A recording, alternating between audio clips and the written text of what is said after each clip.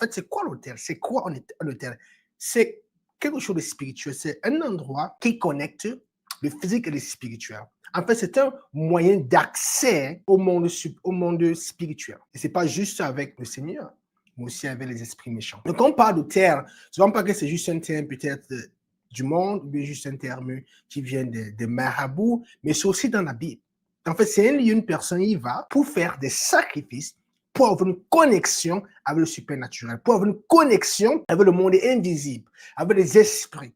Dans notre cas, comme on parle d'autel, dans le cas du Seigneur, dans le cas de la Bible, c'est avec le Seigneur, c'est avec Dieu. Et il y a cette connexion, cet autel bien-aimé est basé sur une alliance. Et il y a une alliance qui est faite.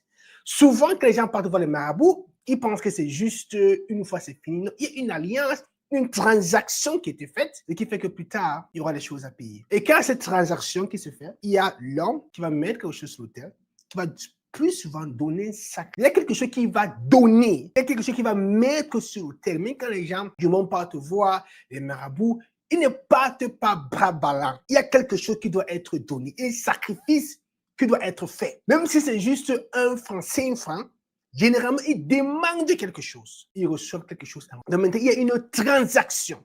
Donc cet autel, c'est comme une porte qui s'ouvre et qui permet une transaction entre une personne et le monde spirituel. C'est à travers l'autel qu'il y a cette transaction. Généralement, ce qui se passe, c'est quoi? C'est que dans le monde, ceux du monde, ils vont faire des alliances. Ceux qui font ça par exprès, il y aura cette transaction qui va être faite.